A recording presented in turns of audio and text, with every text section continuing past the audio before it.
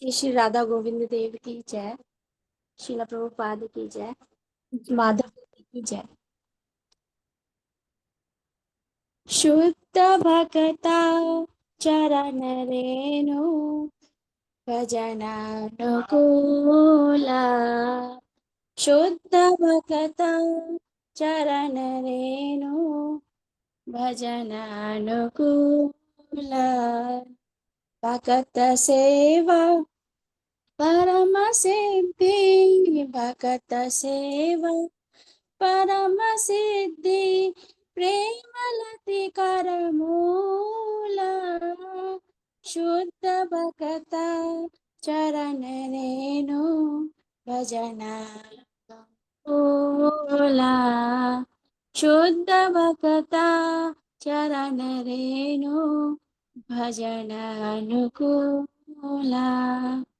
माधवतीति भक्ति जननी, माधवतीति भक्ति जननी, यत्न पालन कारी।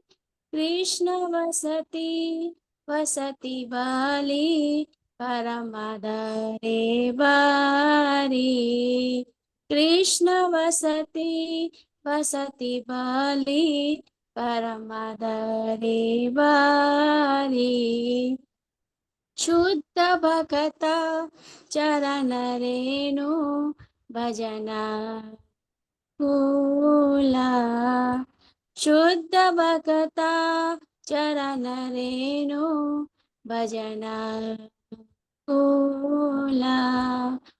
गौर हमारा ये सब स्थाने, गौर हमारा ये सब स्थाने, करल ब्राह्मण रंगे। से सब स्थाना हेरि वामी, प्रणय भक्त संगे। से सब स्थाना हेरि वामी, प्रणय भक्त संगे। शुद्ध भक्ता चरण रेणु भजना कूला। मृदंग वाद्य सुनिते मन, मृदंग वाद्य सुनिते मन, अवसर सदा याचे। गौर विहित कीर्तन सुनी, आनंदे हृदय नाचे। गौर विहित कीर्तन सुनी, आनंदे हृदय नाचे। शुद्ध भक्ता चरण रेणु भजना कूला। शुद्ध भक्ता चरण रेणु भजना कूला। युगल मूर्ति देखिया मोर, युगल मूर्ति देखिया मोर, परमानंद है। प्रसाद सेवा करिते हाय, सकल प्रपंच जाए। प्रसाद सेवा करिते हाय, सकल प्रपंच जाए। शुद्ध भक्ता चरण रेणु भजना कूला। शुद्ध भक्ता चरण रेणु भजना कूला। ये दिन ग्रहे भजन देखी, ये दिन ग्रहे भजन देखी, ग्रहिते गोलोक भाए। चरण सिंधु देखिया गंगा, सुख न सीमा पाए। चरण सिंधु देखिया गंगा, सुख न सीमा पाए।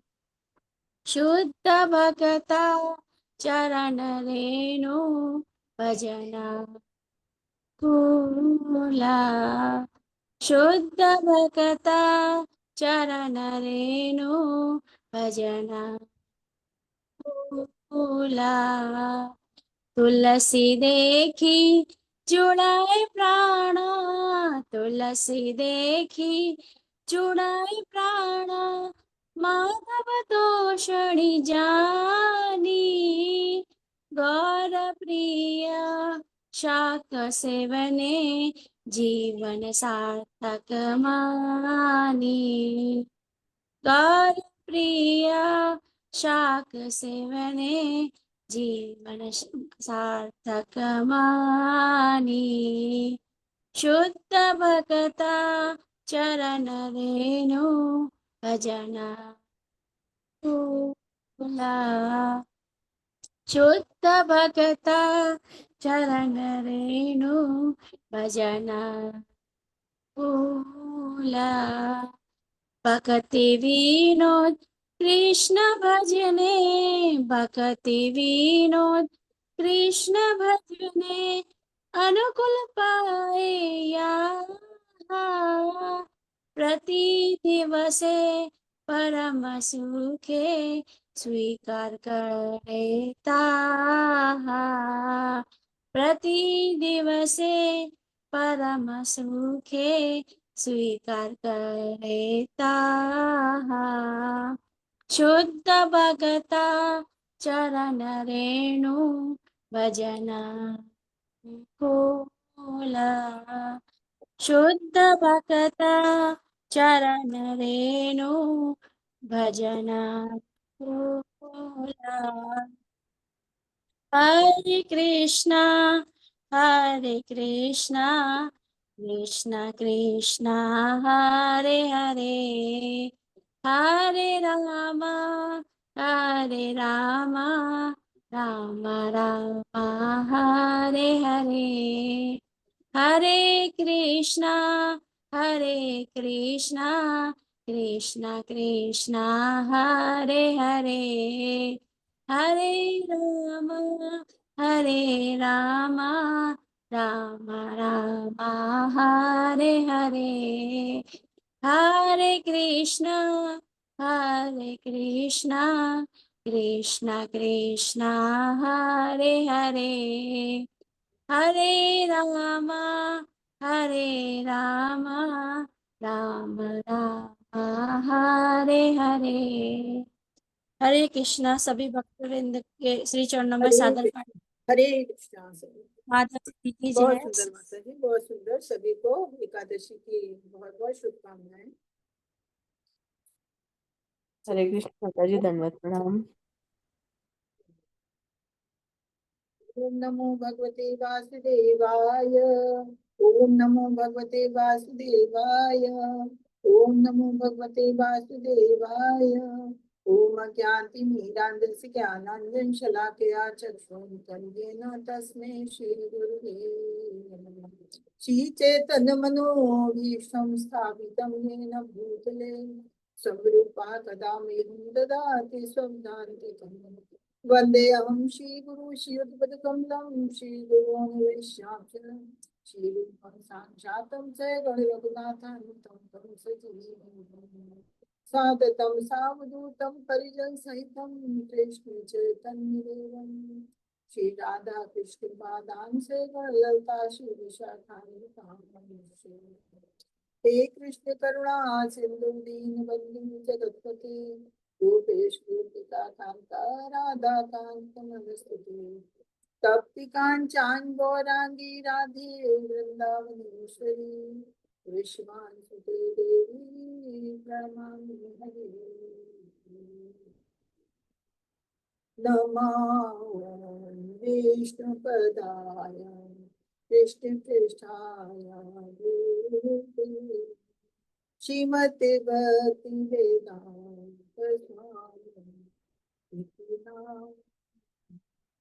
नमस्ते सरस्वती गौरवांत चारिणी तेरे विशेष शून्यवादी आशा तेरे शितारी जय श्री कृष्ण चैतन्य प्रभु नित्यानंदा श्री अद्वैत गदाधर शिवासादि गौरभक्तवृंदा। हरे कृष्ण कृष्ण कृष्ण हरे हरे हरे राम राम राम हरे हरे हरे कृष्ण कृष्ण कृष्ण कृष्ण हरे हरे हरे राम राम राम हरे हरे हरे कृष्ण कृष्ण कृष्ण हरे हरे हरे राम राम राम हरे कृष्ण कृष्ण कृष्ण हरे हरे हरे राम राम राम हरे हरे। हरे कृष्णा सभी को। सभी का 3 बजे की क्लास में स्वागत है। तो हम लोग हरे कृष्णा माता जी। हरे कृष्णा करिए प्रणाम सभी को। तो भक्ति रसामृत सिंधु हम पढ़ रहे हैं, उसकी शेयरिंग करते हैं।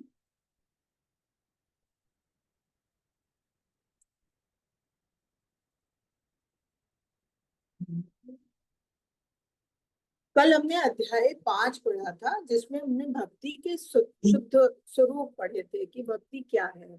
तो पहले तो उसमें पढ़ा कि पवित्र जन मतलब कि इसके लिए पात्रता क्या है। तो उसके लिए कोई ऐसा वो नहीं कि हमें कहाँ जानूं कैसा जानूं और कहाँ के रहने वाले हैं कैसा, कुछ भी नहीं। और भक्ति सबके लिए उसी तरह से मतलब प्रिय है, क्योंकि उसके लिए कोई पात्रता नहीं है। जिस तरह से ठंड के महीने में, माघ के महीने में कोई भी जाके गंगा का स्नान पूरे महीने करता है, वैसे भक्ति भी कोई भी कर सकता है। और इसी तरह से शुद्धि भक्ति के अनुष्ठान भी बताए कि उसके लिए क्या अनुष्ठान। तो उसके लिए कोई ऐसा अनुष्ठान नहीं जैसे कर्म कांड में होते हैं, या कोई भक्ति कर रहा है उससे कभी कोई गलती हो जाए तो उसके लिए कोई प्रायश्चित करने की जरूरत नहीं, बस अपनी भक्ति को सुदृढ़ बनाना है।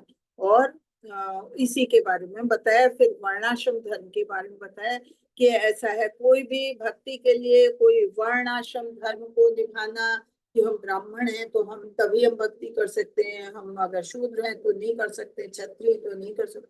कोई भी भक्ति कर सकता है। उसके लिए वर्णाश्रम धर्म, चाहे जो आश्रम बताए गए हैं 4 तरह के, किसी तरह का कोई भी व्यक्ति हो भक्ति कोई भी कर सकता है। इस तरह से हम लोगों ने अभी तक पढ़ा। उसके लिए किसी को कोई रोक टोक नहीं है। बस ये है कि भक्ति के लिए बताया क्या है कि भक्ति वही व्यक्ति कर सकता है जो मुक्ति और भुक्ति से बिल्कुल शुद्ध हो, कि मतलब उसे सांसारिक कोई इच्छाएं ना हो, अपनी इंद्रिय तृप्ति की इच्छाएं ना हो, या मुक्ति की इच्छा ना हो। जब इन सब चीजों से दूर हो जाता है तभी वो शुद्ध भक्ति कर सकता है। ऐसा नहीं संभव है कि हम सांसारिक चीजों की भी शौक करते रहे कि हमको भौतिक चीजों का भी उपभोग करना है, हम अपनी इंद्रिय तृप्ति में भी लगे रहे, या हम कोई कामना करते कि ऐसा हो जाएगा तब हम भक्ति करेंगे, या मुक्ति दो हमें भगवान मुक्ति दो उसके लिए हम भक्ति करेंगे। तो नहीं, अगर किसी चीज की कोई चाहत है तो वो मनुष्य भक्ति कर ही नहीं सकता, संभव नहीं है। ये बताया है कि मतलब अगर शुद्ध भक्ति कर, भक्ति आप करो भगवान को भजो, वो कोई भी कर सकता है। लेकिन शुद्ध भक्ति के लिए यह आवश्यक है कि अपनी इंद्रिय तृप्ति से और अपनी इच्छाओं से आपको विमुक्त होना पड़ेगा। जब आप अपने पे इतना कंट्रोल कर लोगे तभी आप भक्ति कर सकते हो। जो जिसके मन में कोई इच्छाएं हैं तो किसी कामना से करता है तो फिर वो कर्मकांड हो जाता है। जैसे कि वेदों में लिखा हुआ है जैसा कि जनरली हम लोग जो भक्ति में नहीं आते हैं, जब तक बद्ध जीव होते हैं, वो लोग करते हैं कि हमें किसी चीज की भी कोई चाहत है, कोई में कष्ट है, कोई किसी चीज की इच्छाएं हैं तो पूरी करनी है, तो हम मानता करते हैं और उस तरह की पूजा रखते हैं, यज्ञ करते हैं, देवताओं को प्रसन्न करते हैं, अलग अलग इच्छाओं के लिए अलग अलग देवताओं की पूजा करके उनको प्रसन्न करते हैं, तो वो कर्म कांड में आता है। लेकिन जो भक्ति, शुद्ध भक्ति, उसमें कर्म कांड की कोई आवश्यकता नहीं, सिर्फ मन से भगवान को भजना है, भगवान की मन से सेवा करनी है, यही शुद्ध भक्ति है। अब शुद्ध भक्ति के, अभी तक हमने इतना जाना, अब शुद्ध भक्ति के साधन क्या है। शुद्ध भक्ति में अगर कोई आता है तो उसमें कुछ नियमों का पालन करने पड़ते हैं, तो वही साधन कहलाते हैं। कि कुछ ऐसे नियम होते हैं कि जो हमें ऐसा करना चाहिए, भगवान की सेवा करने के लिए हमें क्या क्या करना चाहिए। कुछ होते हैं कि जो हमें नहीं करने चाहिए, तो उसके लिए भी बताया जाता है। फिर जैसे जैसे आप अपनी कक्षा में आगे बढ़ते हो तो सिलेबस बढ़ता जाता है और उसको एक ही चीज को और गहराई से बताया जाता है। उसी तरह से भक्ति में भी आप जितना आगे बढ़ोगे तो उतने आपको नियम बताए जाएंगे कि आप क्या क्या नियम करो, किन नियमों का पालन करो, जिससे आपकी भक्ति सुदृढ़ होती है। तो भक्ति के साधन यही है कि यहाँ से आपकी नियम बताना सिखाया जाता है, बताया जाता है कि भक्ति में किस किन किन नियमों का पालन करना चाहिए। और इसमें अनेकों अविधि विधान दिए हुए हैं, जिनमें कुछ जो है वो प्रमुख हैं। और शुरू में हम लोगों को शुरू के जो प्रमुख हैं वही बताए जाते हैं कि रूप गोस्वामी जो है हम सबों के लाभ के लिए ये सारी चीजें इकट्ठी करते हैं और वो हमें इन सब का विस्तार उल्लेख करते हैं, जिनका हमें फिर विस्तार में जानना चाहिए। हमें जानना चाहिए कि हमें क्या करना चाहिए, क्या नहीं करना चाहिए। और उसमें हमको ये है कि हमें गुरु, सबसे पहले तो है कि हमें मनुष्य को गुरु को स्वीकार करना चाहिए और फिर गुरु के आदेशों का पालन करना चाहिए। क्योंकि एकदम से भक्ति में बढ़ते हैं, अब किसी मार्ग में भी हम आगे बढ़ते हैं तो हमें नहीं मालूम है इस मार्ग में क्या क्या बाधाएं आती हैं और क्या मार्ग है कि हम किस तरह से आसानी से उस मार्ग को अपना सके। तो उसके लिए हमें गुरु की शरण लेनी होती है और फिर गुरु के आदेशों का पालन करना पड़ता है। और इसी तरह से फिर गुरु हमें मूलभूत सिद्धांत बताते हैं, जिसका अलग अलग फिर बाद में विस्तार भी होगा, विस्तार में भी बताएंगे। लेकिन कुल मिला के शुरू में हम जो जानेंगे तो वो अभी हमें 64 सिद्धांत बताए जाते हैं। शील रूप गोस्वामी ने हरि भक्ति विलास का सबसे महत्वपूर्ण विधाओं का सारांश दिया है, सिद्धांत का विवरण। कि जैसे कुल उन्होंने अभी शुरू में 64 सिद्धांत बताए। सबसे पहले हमने बताया था साधना भक्ति होता है। साधना भक्ति क्या है? जो साधनों के द्वारा की जाती है। और साधन क्या होते हैं? ये हमारे प्रामाणिक गुरु हैं, पूर्ववर्ती आचार्य हैं या हमारे शास्त्र हैं, ये हमारा साधन का कार्य करते हैं। तो जब हमें इनके द्वारा हम आगे बढ़ते हैं और भक्ति में आते हैं तो ये साधना भक्ति करती है। और यही साधना भक्ति ही आगे बढ़ते बढ़ते फिर वैधि भक्ति और रागानुगा भक्ति में बदल जाती है। और वही भक्ति जो है हमें आखिर में प्रेमा भक्ति तक ले जाती है। कि मतलब जैसे जैसे हम किसी चीज में प्रगाढ़ होते जाते हैं, आप फर्स्ट स्टैंडर्ड करते हो, सेकंड करते हो, करते करते 10th स्टैंडर्ड लगता है बहुत बड़ा है, फिर 12th करते हो, फिर ग्रेजुएशन करते हो, पोस्ट ग्रेजुएशन करते हो, उसके बाद लोग पीएचडी करते हैं। तो इस तरह से जैसे जैसे आप, और सब्जेक्ट वही होता है लेकिन उसका विस्तार बढ़ता जाता है। तो उसी तरह से अब हम साधना भक्ति से शुरू करते हैं। कि साधना भक्ति के लिए उन्होंने बताया कि 64 साधन हैं और उसमें शुरू के 20 हैं, 20 में से 10 ऐसे हैं जिनमें हमें बताया जाता है कि ये तुम्हें करना चाहिए। प्रवृत्ति मतलब जिन नियमों का पालन करना चाहिए। निवृत्ति अर्थात हमें जिनका जिनको छोड़ना है, जिनसे हमें दूर रखना है।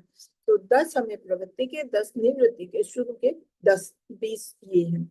उसके बाद से 44 और हैं शक्तिशाली स्वरूप, जिन्हें हमें जानना होगा। तो तब हमारी साधना भक्ति शुरू होती है। अभी तो साधना भक्ति ही शुरू हो रही है, कोई बहुत आगे हम नहीं जा रहे हैं। तो इनको हम बहुत अच्छे से समझेंगे। जब हम समझेंगे तभी हम आगे बढ़ पाएंगे। देखिए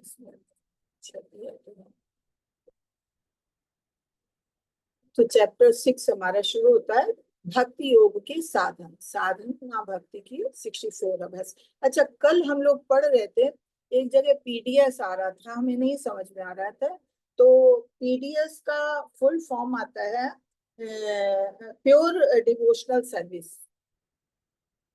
अंग्रेजी का है ना पीडीएस, तो उसका फुल फॉर्म आता है प्योर डिवोशनल सर्विसेज। और एक जगह आया था बीएसएसटी, तो वो भी हमें समझ नहीं आ रहा था। वो जैसे प्रभुपाद जी के लिए कभी कभी पीपी लिख देते हैं, प्रभुपाद।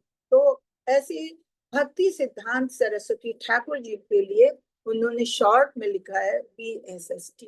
कि बीएसएसटी जो भक्ति सिद्धांत सरस्वती जी ठाकुर ने, जैसे हम लोगों ने शुरू में पढ़ा था 5वें अध्याय में, कि उन्होंने उसका बहुत खंडन किया था। जब नित्यानंद प्रभु का तिरोधान हो गया, तो उसके बाद एक वर्ग जो है उसने कहा कि नहीं, गोस्वामी पदवी जो है जो नित्यानंद प्रभु के वंशज है उन्हीं को मिलेगी।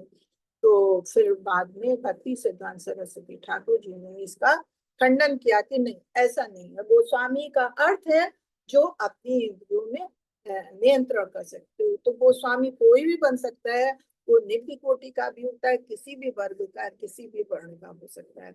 और कोई जरूरी नहीं है, मान लीजिए नित्यानंद प्रभु के वंशज कोई है और वो नहीं धर्म को अपनाते हैं, नहीं विधि विधानों को अपनाते हैं, तो उन्हें गोस्वामी की पदवी नहीं मिलेगी। कहने का मतलब ये है कि जन्म से जो ब्राह्मण है तो वो ब्राह्मण नहीं है। ब्राह्मण तब है जब वो ब्राह्मणों के कर्म करता है। तो ये वहां पे आया था बीएसएसटी, तो हमने उसको भी आपको बताया। हमने जानने की कोशिश की कि ये है क्या। तो पढ़ते हैं भक्ति साधना, साधना भक्ति करने के तरीके 64। उसमें शुरू में बताते हैं प्राथमिक महत्व, 20 साधन, प्रारंभिक सिद्धांत 1 to 20, 1 to 10 स्वीकृत करने की गतिविधियां, यानी कि प्रगति, हमें क्या करना चाहिए। पीडीएस की नियम मौजूद करेंगे। जब ये हम 10 नियम को मानेंगे तो ये हमारी प्योर डिवोशनल सर्विस को की नींव को मजबूत करते हैं। जब हमारी नींव मजबूत होगी तभी हमारा मकान मजबूत होगा, बिल्डिंग मजबूत होगी। तो हमें सबसे पहले इन नियमों को जानना जरूरी है। फिर 11 से 20 गतिविधियों से बचने के लिए कि हमें क्या गतिविधियां नहीं करनी चाहिए, उनसे में बचना चाहिए, वो निवृत्त कहलाते हैं। इस भक्ति से बचने के लिए बिना नींव भ्रष्ट और क्षय हो जाएगी।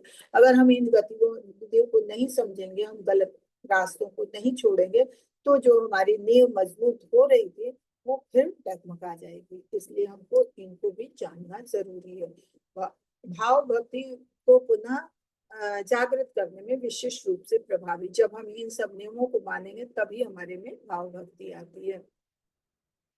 सेवा के 44 अतिरिक्त साधन, 21 से 64 ध्यान केंद्रित करने के उद्देश्य से श्रवण कीर्तन आदि में संलग्न होने वाले 44 व्यवहारिक तरीके, 21 से 59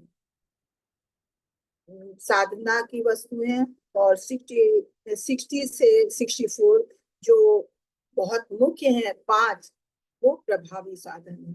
तो ये हम चैप्टर 11 और 12 में इन्हें डिटेल में पढ़ेंगे कि जो 5 मुख्य साधन है हम जानेंगे तो अभी, लेकिन इनको डिटेल में हम चैप्टर 12 और 13 में पढ़ेंगे। गुरु साधना की अन्य सभी वस्तुओं से परिचय कराते हैं और उनके आवेदन में उनका मार्गदर्शन करता है। इस प्रकार पहले 3 के बिना शेष 61 के निष्पादन में अध्याय 12 और 13 संभव नहीं है। विवरण कुल मिला के बताया। जब शुरू में बताएंगे गुरु साधना के लिए, तो गुरु हमें मार्गदर्शन करते हैं, तो हमें शुरू के नियम जानना जरूरी है। और जो बाद के हैं 61 से लेके 64 तक के, वो 5 नियम ऐसे हैं कि हम अभी जानेंगे, लेकिन उनका डिटेल में विवरण बाद में पढ़ेंगे। तो अब 10 हमारे क्या है ये जानते हैं। तो पहला बताया गुरु को स्वीकार करना। ये सबसे पहला है कि हमको गुरु को स्वीकार करना। अगर हम भक्ति में आगे बढ़ना है तो बिना गुरु के हम आगे नहीं बढ़ सकते हैं। तो गुरु को स्वीकार करना हमारे लिए सबसे अधिक महत्वपूर्ण है। तो इस सबसे मतलब गुरु की शरण ग्रहण करना है। फिर दूसरा दीक्षा और प्रशिक्षण। तो गुरु, पहले तो हमने गुरु चुना, गुरु की शरण ग्रहण की। जब शरण ग्रहण करते हैं तो साल भर तक का हमें गुरु टाइम देते हैं। वो हमें बताते हैं कि हमें क्या करना है क्या नहीं करना है। जब वो हम उसके लिए मजबूत हो जाते हैं कि हाँ हमें जो गुरु ने बताया है वो हमें करना है, तो गुरु हमारी परीक्षा लेता है कि हम वो कर सकते हैं कि नहीं, हम आगे बढ़ने योग्य है नहीं। तो वो हमें उसका प्रशिक्षण भी देते हैं। और जब वो समझते हैं कि हाँ हम उस काबिल हैं, हम कर सकते हैं, आगे बढ़ सकते हैं, तब वो हमें दीक्षा देते हैं। जब दीक्षा देते हैं तो कहते हैं पहले तो गुरु को स्वीकार करना, दूसरा दीक्षा और प्रशिक्षण। दीक्षा लेने का मतलब होता है कि गुरु आप जितने भी पाप गुण हैं वो सब कुछ अपने ऊपर ले लेते हैं और फिर आपको भगवान से जोड़ने का कार्य करते हैं। तो फिर दीक्षा लेने के बाद हमारे कर्तव्य और मजबूत हो जाते हैं। हमको और सोच के चलना पड़ता है हमें क्या करना चाहिए क्या नहीं। क्योंकि अगर दीक्षा लेने के बाद हम कुछ गलत काम करते हैं तो उसका सीधा प्रभाव हमारे गुरु के ऊपर पड़ता है। तो इसलिए फिर हमें बहुत सोच समझ के करना चाहिए, और गुरु का चयन भी बहुत सोच समझ के करना चाहिए। ऐसा नहीं कि हमने गुरु स्वीकार किया और फिर हम उसी गुरु की भर्त्सना करने लगे, अरे ये तो गुरु ऐसा है, ये तो ऐसे करते, तो वो हमें दोष लगता है, वो हमें अपराध लगता है। तो गुरु चुनने के पहले हमें इस चीज का बहुत ध्यान दे देना चाहिए कि हमें किसको गुरु बनाना है किसको नहीं। जिसको गुरु बनाया तो उसका फिर हमें पूरा उस पर विश्वास होना चाहिए और आंख बंद करके उनकी हर बात को हमें स्वीकार करना होता है। तीसरा है विश्वास के साथ पालन करना, कि जो गुरु हमें आदेश करते हैं, हमने जैसे बताया कि पूरी श्रद्धा के साथ पूरी भक्ति के साथ हमें गुरु के आदेशों का पालन करना होता है। और गुरु कोई ऐसा साधारण व्यक्ति नहीं होता है, इसलिए कहा गया है कि गुरु को हमेशा भगवान के रूप में देखना चाहिए। हम जब सवेरे मंगला आरती में कुछ वो करते हैं, नाम अपराध के बारे में पढ़ते हैं, तो उसमें भी ये बताते हैं कि गुरु की अवज्ञा करना और या उन्हें साधारण मनुष्य समझना, ये भी हमारे लिए एक बहुत बड़ा अपराध होता है। तो इसलिए अगर हमने गुरु चुना है, दीक्षा ली है, तो हमें पूरा विश्वास होना चाहिए और उनके आदेशों का हमें पूरे श्रद्धा और भक्ति से पालन करना चाहिए। चौथा, गुरु के अधीन आचार्यों का पालन करना।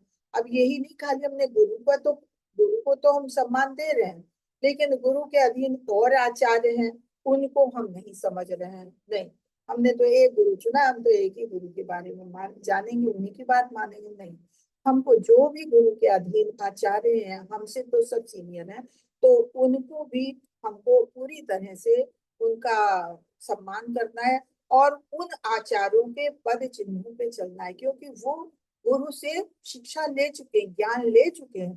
तो इसलिए उन आचार्यों के पद चिन्हों पे चलना चाहिए, उनके आदेशों का भी पालन करना है। उसके बाद पांचवा है गुरु से पूछताछ करना, कि अगर हमें कुछ भी कृष्ण भावना व्रत में आगे बढ़ने के लिए कुछ जिज्ञासाएं हैं, हमें नहीं समझ में आ रहा है कि ऐसा क्यों होता है, तो अब जिज्ञासाओं का मतलब ये नहीं है कि बिना सर पैर की बातें करें। गुरु आपसे इधर उधर की सांसारिक बातें नहीं करना चाहता है, तो गुरु से आप जिज्ञासा करिए, लेकिन कृष्ण भावनामृत संबंधी, कि भगवान से संबंधित उनके लिए हम को उसके बारे में हम प्रश्न पूछें, अपनी जिज्ञासाएं रखें, ताकि वो हम हमारी जिज्ञासाओं को शांत करें और हम भक्ति में आगे बढ़े। उसके बाद है छठा, कृष्ण के लिए कुछ भी त्याग करना।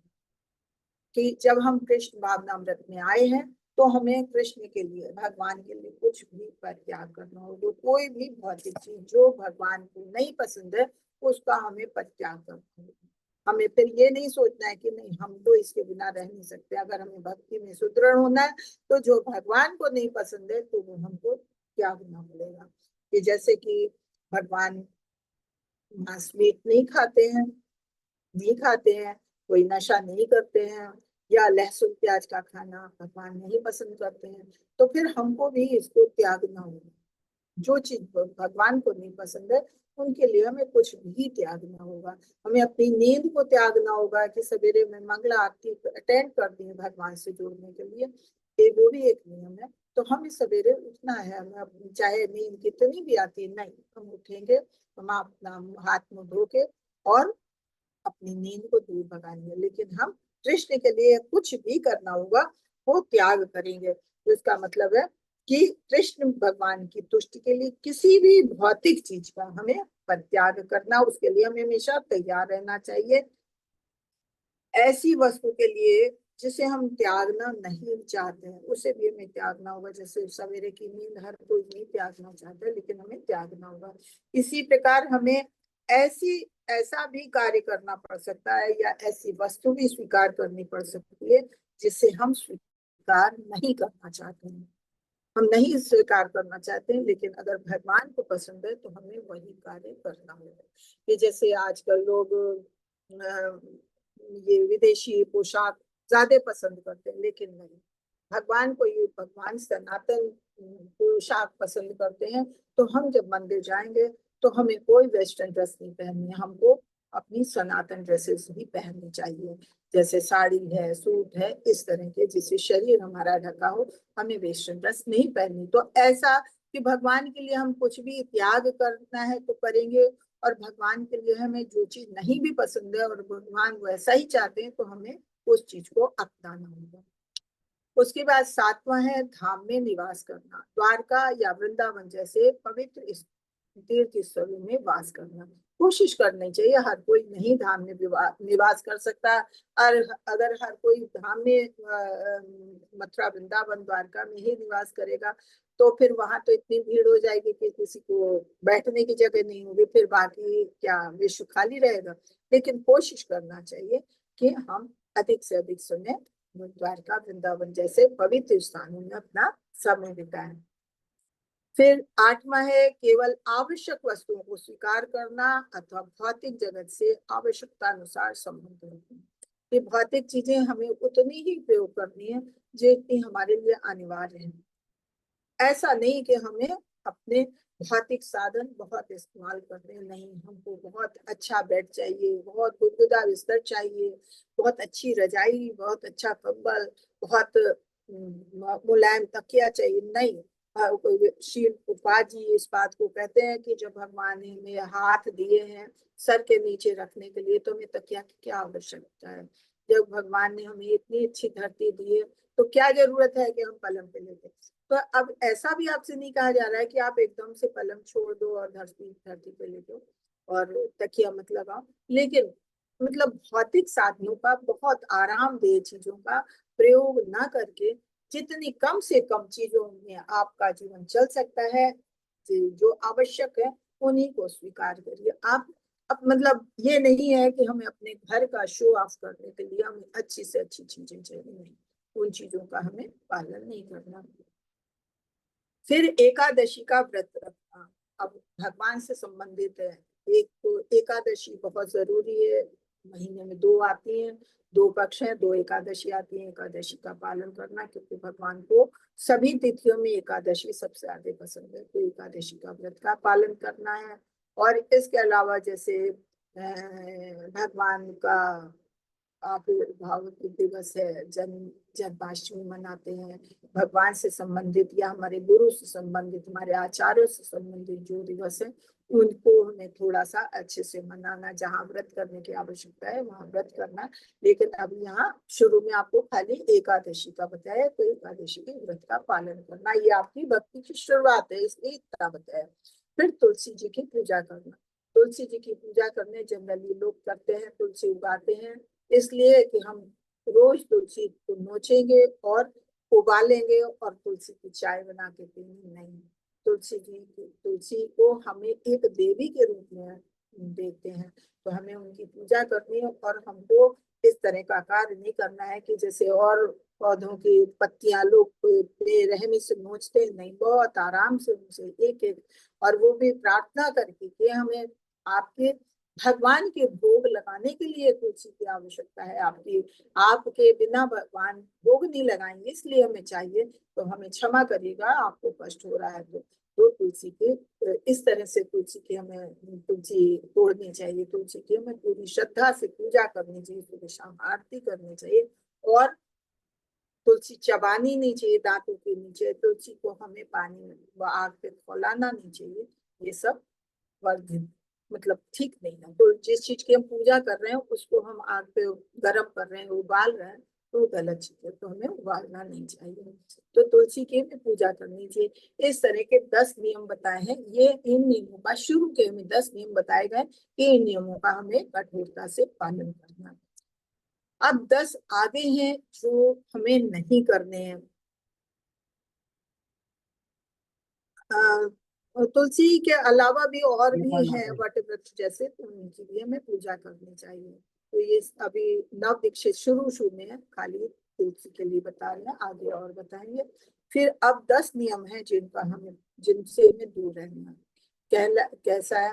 पहला, अभक्तों के साथ ना जुड़े, जो भगवान की भक्ति नहीं करते, भगवान से ईर्ष्या रखते हैं, उनसे हमें दूर रहना।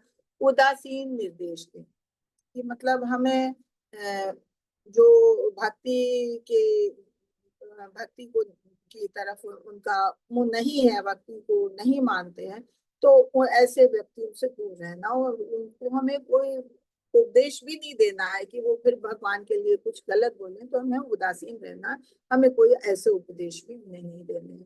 मूल्यवान मंदिरों के निर्माण में बहक, तो ऐसा भी नहीं है कि हम मंदिर को जबरदस्ती बहुत ज्यादा मूल्यवान बनाने के लिए हम बहक रहे हैं और उसमें पैसा खर्च कर रहे हैं और उसके लिए हम उत्साह दिखा रहे हैं। नहीं, हमें उसके लिए भी नहीं इतना उत्साह दिखाना।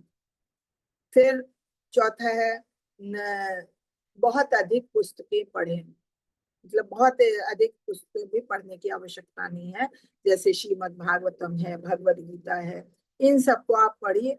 बहुत ज्यादा पुस्तकों का पठन भी जो है कभी कभी हमें परेशानी पैदा कर देता है, इसलिए बहुत अधिक पुस्तकों का भी चयन आप ना करें। उसके बाद आप अपना क्या कह रहे हैं कि अपना जीवन इन्हीं पुस्तकों को पढ़ के आप सुधार सकते हैं। तो बहुत ज्यादा पुस्तकें नहीं पढ़ने की आवश्यकता है, भगवद गीता और श्रीमद् भागवतम का बहुत अच्छे से हम ध्यान से पढ़ाई करें।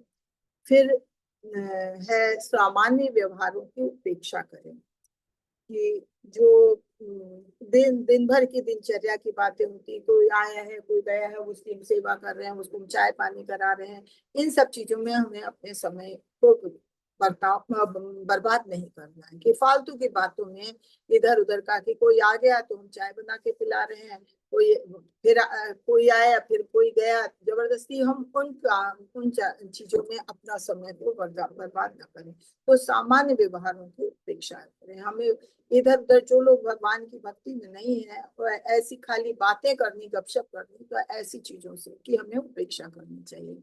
लाभ या हानि पर विलाप करें या प्रसन्नता करें, कि जैसे अगर हमें कोई लाभ हो गया, कोई लॉटरी निकल गई, कुछ बहुत अच्छा हो गया, तो हम बहुत खुश हो रहे हैं, नहीं, बहुत हमें खुश होने की आवश्यकता नहीं। भगवान बस उस समय हाथ जोड़ के भगवान का धन्यवाद करना चाहिए, भगवान हम तो इस काबिल नहीं थे, लेकिन आपने हमको ये खुशी दी है, आपका बहुत बहुत धन्यवाद है। अगर कोई हानि हो जाती है तो उस पर विलाप करने की जरूरत नहीं, कोई बात नहीं, शायद भगवान का साथ था तो इतने में ही छूट गए, नहीं तो हो सकता है हमारे इससे बड़ा नुकसान हो जाता, या ये शायद हमारे लिए नहीं थी, हमको इसको नहीं रखना चाहिए, हम भगवान नहीं चाहते हम इसे रखें, इसलिए भगवान ने इसे हमसे दूर कर दिया। कोई बात नहीं, हो सकता है ये हमारी भक्ति में बाधा पड़ती है इससे, इसलिए भगवान ने दूर कर दिया, कोई बात नहीं। तो इसके लिए हमें बहुत विलाप नहीं करना है, किसी चीज के लिए बहुत खुश नहीं होना है।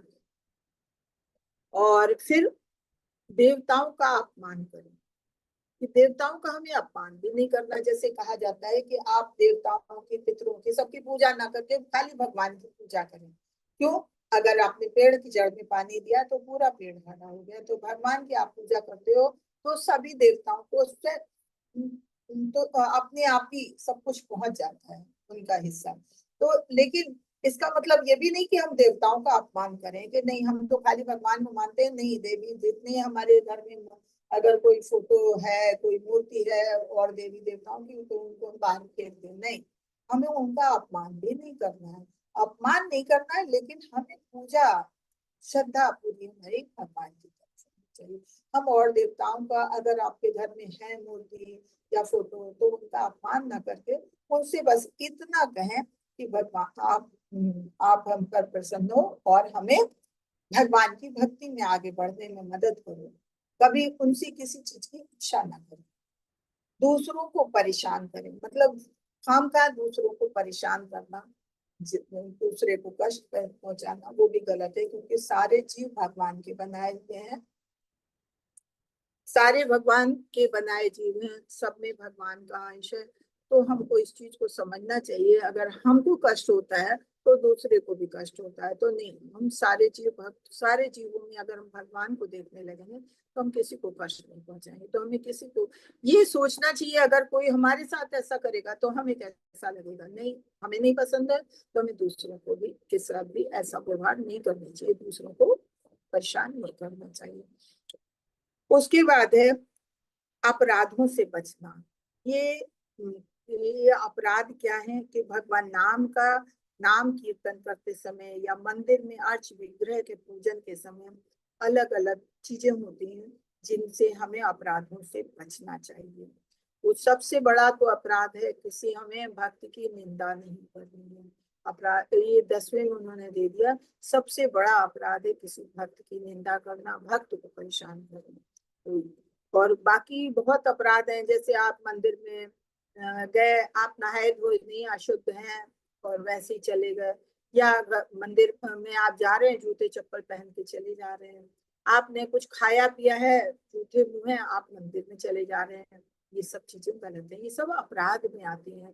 हमने देखा बहुत लोग जब क्लासेस अटेंड करते हैं तो बहुत लोगों को वीडियो ऑन होते हैं और लोग खा पी रहे होते हैं और क्लास अटेंड कर रहे होते हैं।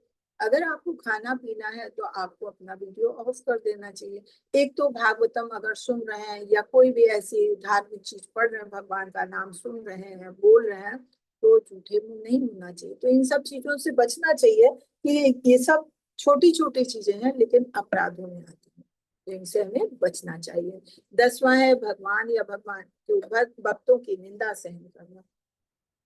एक तो अपराध है कि हम किसी की निंदा कर रहे हैं, 10वां क्या है, भगवान या भक्तों की निंदा सहन करना। ये भी बहुत बड़ा अपराध है कि अगर कोई हमें क्रोध करने के लिए मना किया जाता है, लेकिन अगर कोई हमारे भगवान की या भगवान के भक्तों की निंदा करता है तो उसमें आपको क्रोध आना स्वाभाविक है, उसको आपको ऐसे नहीं सहना है।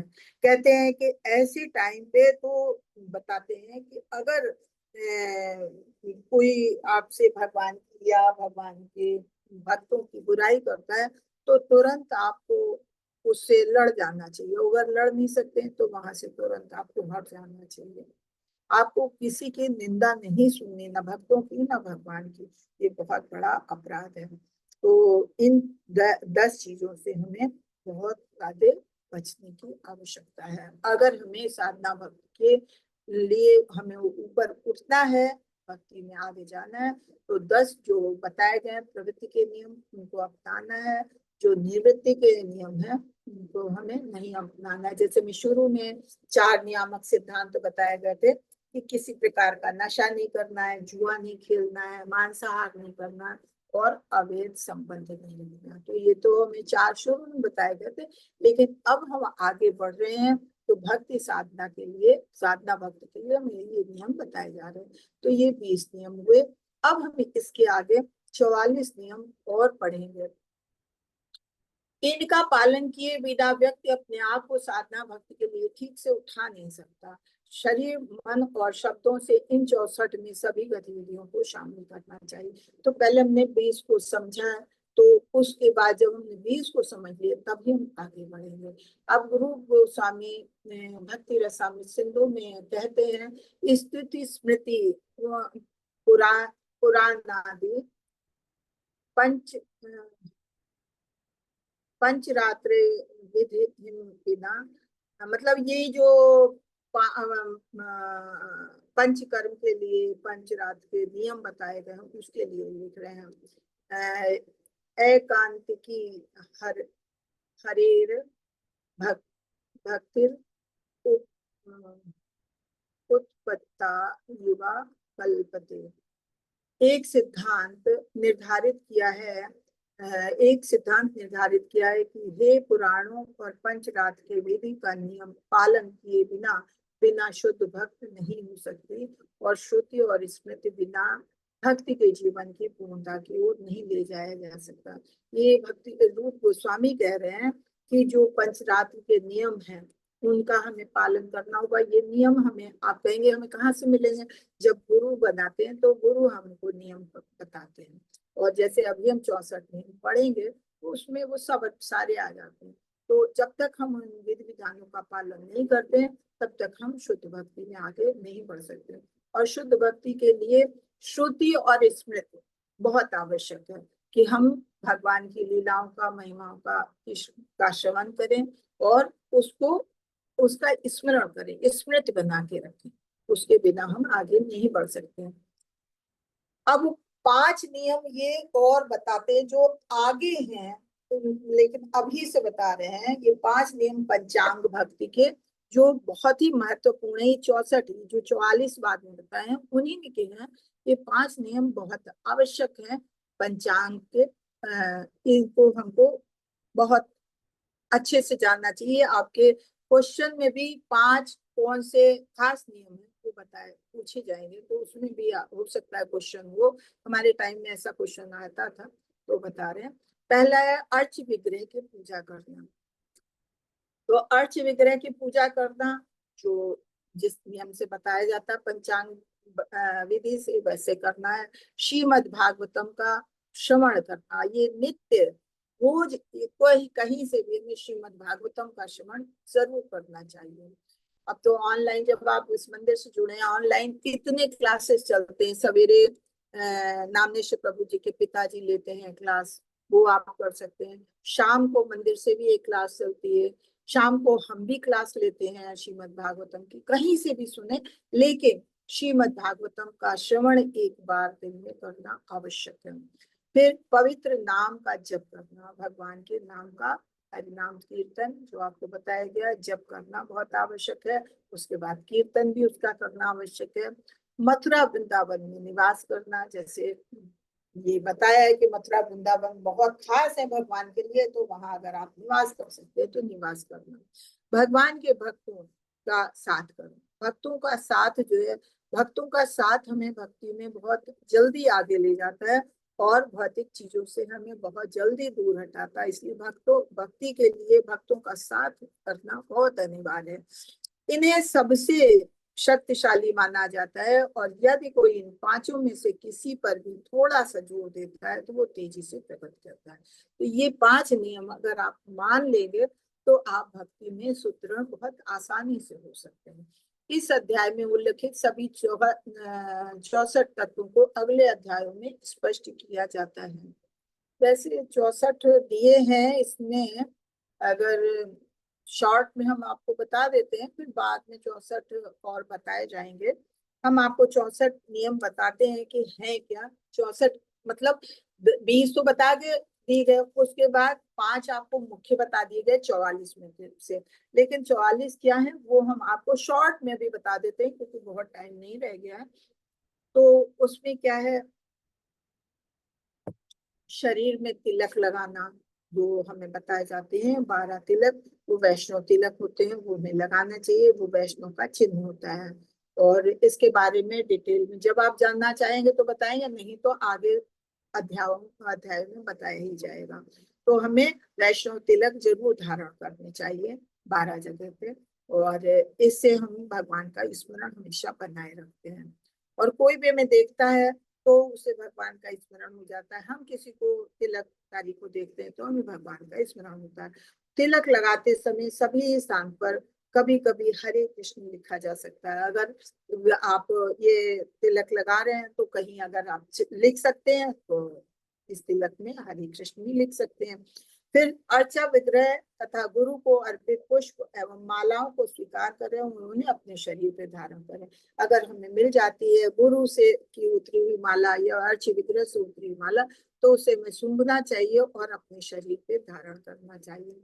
अर्च विग्रह के समक्ष समक्ष नाचना सीखे कि आप भले ही नृत्य ना करते हो लेकिन जब कीर्तन होता है तो अर्च विग्रह के समय आपको नाचना चाहिए, भगवान इससे प्रसन्न होते हैं।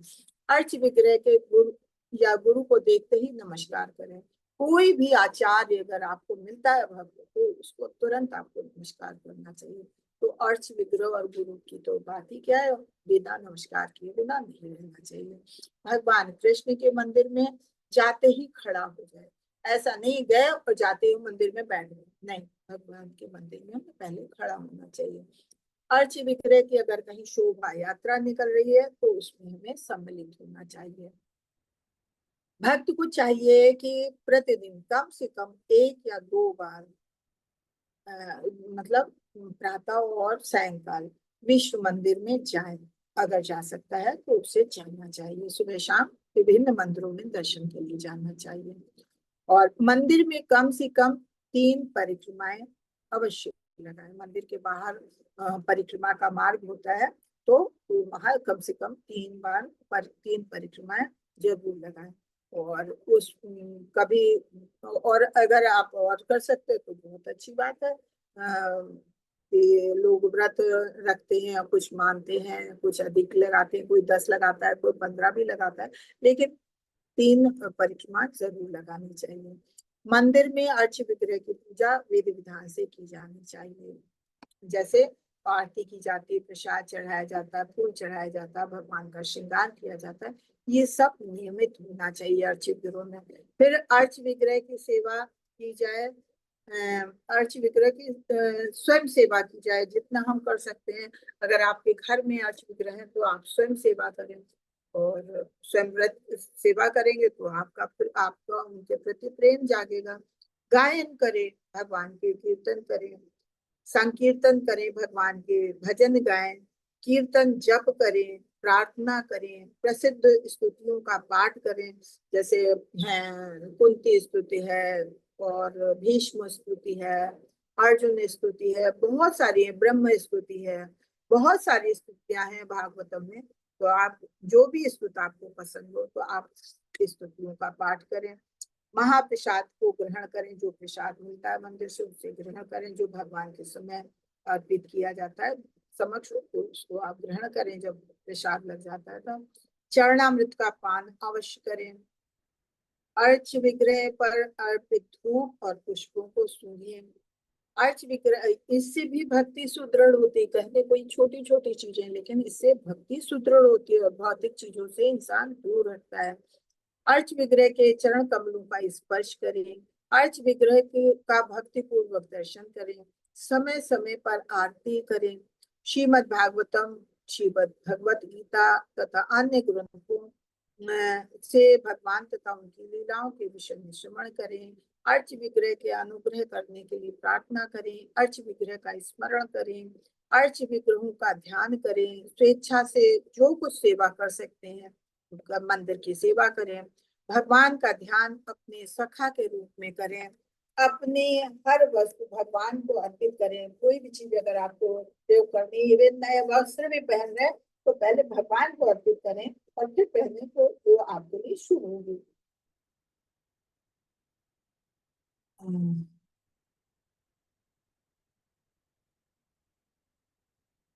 अनुग्रह करें, अर्च विग्रह का स्मरण करें, अर्च विग्रह का ध्यान करें, स्वेच्छा से कुछ सेवा करें। अच्छा, अपनी हर चीज को भगवान को अर्पित करें। अपनी मन पसंद वस्तु या भोजन का या वस्त्र भेंट करें जो हमको आपको बहुत पसंद है तो वो भगवान को भी, लेकिन अपने मन की चीज का मतलब ऐसा भी नहीं कि जो भगवान को नहीं पसंद है वो भी आप वेट करो। भक्ति में है तो भगवान की पसंद सबसे पहले देखना है। लेकिन जैसे आप कोई बहुत अच्छी चीज है आप पसंद करते हो तो पहले भगवान को अर्पित करो, भगवान का प्रसाद रूप में ग्रहण करो। और कृष्ण के लिए सारे कष्ट झेलें और हर प्रयास करें। जैसे अब हम सबसे बड़ा कष्ट लोगों को यही होता है सवेरे उठने का, लेकिन नहीं, भगवान की मैं सेवा करनी तो हमें भगवान के लिए उठना, किसी के लिए नहीं लेकिन भगवान के लिए तो हमें उठना ही है। तो हमें जो भी कष्ट हो भगवान के लिए कष्ट झेलें। हर हालत में शरणागत बने रहे, भगवान के शरणागत बने रहे। तुलसी के पौधे को सींचे, नियमित रूप से श्रीमद् भागवतम या ऐसे अन्य ग्रंथ सुने, मथुरा वृंदावन या द्वारका जैसे पवित्र स्थानों में यात्रा करें या वहां जाके रह सकते हैं तो रहें। वैष्णवों की यानी कि भक्तों की सेवा करें, भक्तों के लिए जो भी कर सकते हैं, उन्हें बस भेंट करें, कुछ भी जो भी भक्तों की सेवा कर सकते हैं आप करें।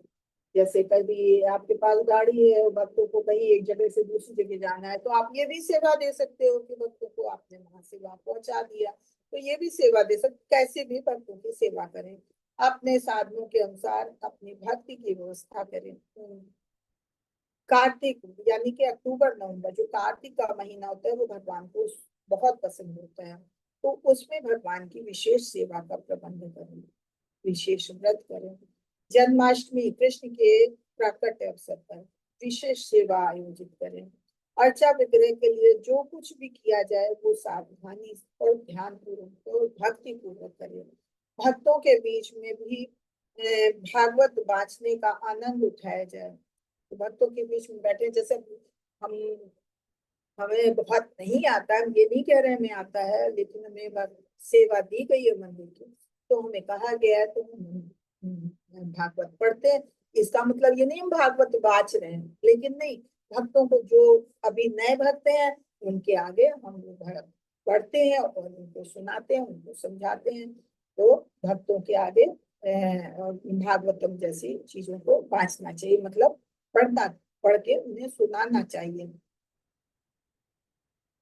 और अधिक बढ़े चढ़े भक्तों की संगत करें, जो मतलब बहुत भक्ति में आगे बढ़ गए उन लोगों का साथ करें। तो उनका साथ करेंगे, जैसा साथ करेंगे वैसा आप पाएंगे, तो भक्तों का साथ करेंगे तो भक्ति आपकी सुदृढ़ होगी। भगवान के पवित्र नाम का कीर्तन करें, मथुरा की सीमा मंडल के अंदर ही वास करें।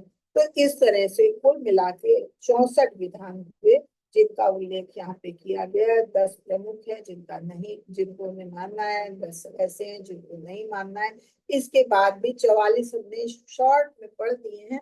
इस तरह से वैदिक भक्ति संपन्न करने के लिए कुल मिला के 64 है, और उसमें से भी 5 जो हमने मुख्य बताए, 5 मुख्य हैं। अर्च विग्रह की पूजा करना, श्रीमद् भागवत का श्रवण करना, भक्तों का साथ संकीर्तन करना और वृंदावन या मथुरा धाम में वास करना, ये 5 चीजें मुख्य है, इनको हमेशा ध्यान रखना चाहिए। तो इस तरह से भक्ति की 64 बातों को हम अपने मन, वाणी और शरीर से संबंधित सारे कार्य में सम्मिलित करें, इनका हमेशा हमें ध्यान रखना है। तो अगर हम ऐसे विधि विधानों का पालन करते हैं तो हमारी भक्ति सुदृढ़ होती है। तो ये हमें शुरू के कुछ नियम बताए गए। तो आज हमने यहाँ पे ये 6ठा अध्याय हमारा समाप्त होता है। इसको हरे कृष्णा। यहाँ तक में अगर किसी का कोई प्रश्न हो तो आप प्रश्न कर सकते हैं। हरे कृष्णा। किसी का कोई प्रश्न? हरे कृष्णा। चलिए हम पहले अगला वो कर लेते हैं। क्षमा प्रार्थना। वाक्शाकल्पतरुभ्यश्च कृपासिन्धु एव च पतितानां पावनेभ्यो वैष्णवेभ्यो नमो नमः। अनंत कोटि वैष्णव भक्त वृंद जय हरदास ठाकुर की जय। जगत गुरु विष्णु प्रपाद। आप सभी का बहुत बहुत धन्यवाद, सभी को सादर है। हरे कृष्णा। तो अगर किसी हरे का कृष्णा माता जी। हरे कृष्णा, किसी का कोई प्रश्न है तो आप प्रश्न कर लें। हरे कृष्ण माता जी। माता जी, तिलक के बारे में आप बता रही थे, वो माताओं को सिर्फ माथे पे ही लगाना है ना? नहीं नहीं, ये माताओं को 12 जगह तिलक लगाना होता है, हम भी लगाते हैं 12 जगह। और जेंट्स लोगों को 13 जगह पे शिखा में भी लगाना होता है। तो इस तरह से टोटल 12 जगह जो है सभी को लगाना होता है। जितनी बार भी आप स्नान करते हैं उतनी बार लगाएं, क्योंकि अगर तिलक लगाती हैं तो वो आपके शरीर में कवच का कार्य करता है, विष्णु कवच का कार्य करता है। तो ये तिलक आपको अवश्य लगाना चाहिए। और माथे भी तो लगा, जो कोई भी देखता है तो वो हमें देख के कृष्ण का स्मरण करता है, या हम किसी को देखते हैं तो हम कृष्ण का स्मरण करते हैं। इसलिए माथे पे तो कभी झुकना ही नहीं चाहिए। हरे कृष्ण। हरे कृष्ण। कृष्ण। माता जी रिकॉर्डिंग बंद कर सकते हैं आप।